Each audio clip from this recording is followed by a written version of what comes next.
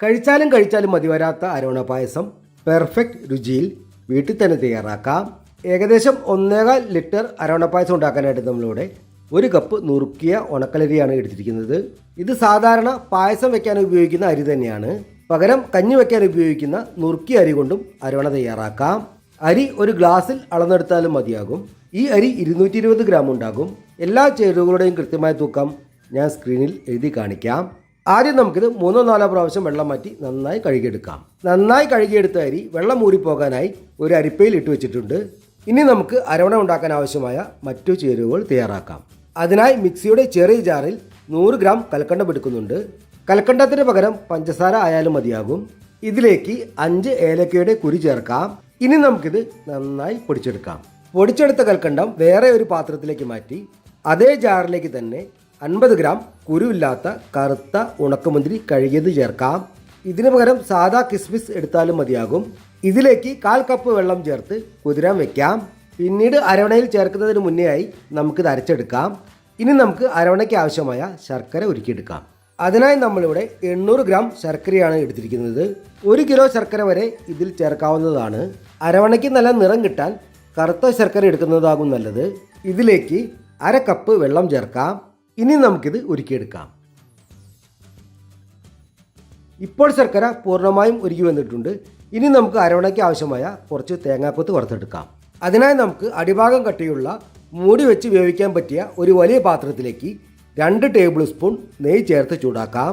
ഇതിലേക്ക് 1/2 കപ്പ് തേങ്ങാക്കൊത്ത് ചേർക്കാം. ഇനി നമുക്കിത് നന്നായി മൂപ്പിച്ചെടുക്കാം. അരവണ ഉണ്ടാക്കി കഴിയുമ്പോൾ അതിന് ടെക്സ്ചർ മാറാതിരിക്കാൻ തേങ്ങാക്കൊത്ത് ഇതുപോലെ ചെറുതായി തന്നെ നുറുക്കിയെടുക്കാൻ ശ്രദ്ധിക്കണേ. തേങ്ങാക്കൊത്ത് നമ്മൾ നന്നായി തന്നെ മൂപ്പിച്ചെടുത്തിട്ടുണ്ട്. ഇനി നമുക്ക് സ്റ്റൗ ഓഫ് ചെയ്ത ശേഷം ഇത് കോരി മാറ്റാം. ഇനി നമുക്ക് ഈ നെയ്യിൽ തന്നെ അരിയും ഒന്ന് ചൂടാക്കിയെടുക്കാം. അതിനായി കഴുകി വെള്ളം ഊറ്റി കളഞ്ഞു വെച്ചിരിക്കുന്ന അരി നെയ്യിലേക്ക് ചേർക്കാം. ചെറിയ ഫ്ലെയിമിൽ 2 മിനിറ്റ് നേരം നമുക്കിതൊന്ന് ചൂടാക്കിയെടുക്കാം. ഇപ്പോൾ അരി നെയ്യിൽ പുരണ്ട് ചൂടായി വന്നിട്ടുണ്ട്. ഈ സമയത്ത് ഇതിലേക്ക് അരി വേവാനാവശ്യമായ വെള്ളം ചേർക്കാം. ഞാനിവിടെ അരി അളന്നെടുത്ത പാത്രത്തിൽ 4 പാത്രം, അതായത് 4 കപ്പ് ചൂടുവെള്ളമാണ് ചേർക്കുന്നത്. ഇതുപോലെ നുറുക്കിയ ഉണക്കലരി വേവാൻ 4 അളവ് വെള്ളം മതിയാകും. അരി വേറെ തരമാണെങ്കിൽ അതിനനുസരിച്ച് വ്യത്യാസം വരും. കൂടുതൽ വെള്ളം ചേർത്ത് അരി വേവിച്ചാൽ പിന്നീട് അത് വറ്റിച്ചെടുക്കാൻ താമസം വരും. ഇനി നമുക്കിത് മൂടി വെച്ച് വേവിക്കാം. ഈ സമയത്ത് നമ്മൾ കുതിരാൻ വെച്ചിരുന്ന മുന്തിരി അരച്ചെടുക്കാം. ശർക്കര ഉരുക്കിയെടുത്തിട്ടില്ലെങ്കിൽ ഈ സമയത്ത് അതും ചെയ്യാവുന്നതാണ്. ഇടയ്ക്ക് മൂടി തുറന്ന് അരി ഇളക്കിയിട്ട് കൊടുക്കാൻ മറന്നു പോകരുതേ. ഇപ്പോൾ അരി നന്നായി വെന്ത് വന്നിട്ടുണ്ട്. അഥവാ വെന്തിട്ടില്ലെങ്കിൽ കൂടുതൽ ചൂടുവെള്ളം ചേർത്ത് നന്നായി തന്നെ വേവിച്ചെടുക്കണം. കാരണം ശർക്കര ചേർത്താൽ അരി പിന്നീട് വെന്ത് കിട്ടില്ല. ഈ സമയത്ത് ഇതിലേക്ക് അരച്ചു വെച്ചിരിക്കുന്ന മുന്തിരി ചേർക്കാം. മുന്തിരി അരവണയിൽ കടിക്കാതിരിക്കാനാണ് നമ്മൾ മുന്തിരി അരച്ചെടുത്തത് കേട്ടോ. കൂടാതെ ഉരുക്കി വെച്ചിരിക്കുന്ന ശർക്കര ഒരു അരിപ്പയിൽ അരിച്ചൊഴിക്കാം. ഇനി നമുക്കിത് ഇളക്കി യോജിപ്പിച്ച് കുറുക്കിയെടുക്കാം. അരവണ കുറുക്കിയെടുക്കുമ്പോൾ ഇടയ്ക്കിടെ ഇളക്കിക്കൊണ്ടിരിക്കണം. തീ മീഡിയത്തിൽ വെച്ചാൽ മതിയാകും. അരവണ കുറുകി വരുന്ന സമയത്ത് ഇതിലേക്ക് 2 ടേബിൾ സ്പൂൺ നെയ്യ് ചേർക്കാം. ഇത് നന്നായി യോജിപ്പിച്ച് വീണ്ടും കുറുക്കിയെടുക്കാം. അരവണ കുറുക്കി ഈ ഒരു പരുവമായാൽ ഇതിലേക്ക് ഏലക്ക ചേർത്ത് പൊടിച്ചു വെച്ചിരിക്കുന്ന കൽക്കണ്ടം ചേർക്കാം.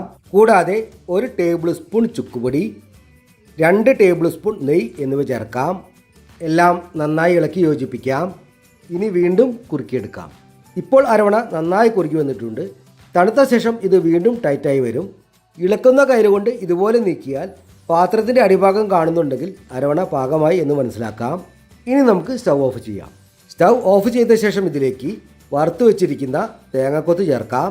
വീണ്ടും 2 ടേബിൾ സ്പൂൺ നെയ്യ് ചേർക്കാം. ഈ വീഡിയോ ഇഷ്ടമായാൽ എല്ലാവരും ഇതൊന്ന് ഷെയർ ചെയ്യണേ. അതേപോലെ നമ്മുടെ ചാനൽ സബ്സ്ക്രൈബ് ചെയ്യാനും ബെൽ ബട്ടൺ അടിച്ചുവിടാനും മറന്നു പോകരുതേ. എല്ലാം നന്നായൊന്ന് യോജിപ്പിക്കാം. 8 ടേബിൾ സ്പൂൺ അഥവാ 1/2 കപ്പ്, അതായത് 120 ml നെയ്യാണ് നമ്മൾ മൊത്തത്തിൽ ചേർത്തത്. ഈ നെയ്യാണ് അരവണയ്ക്ക് നല്ലൊരു രുചി നൽകുന്നത്. ഇനി നമുക്കിത് ചൂടാറിയ ശേഷം ഉപയോഗിക്കാം.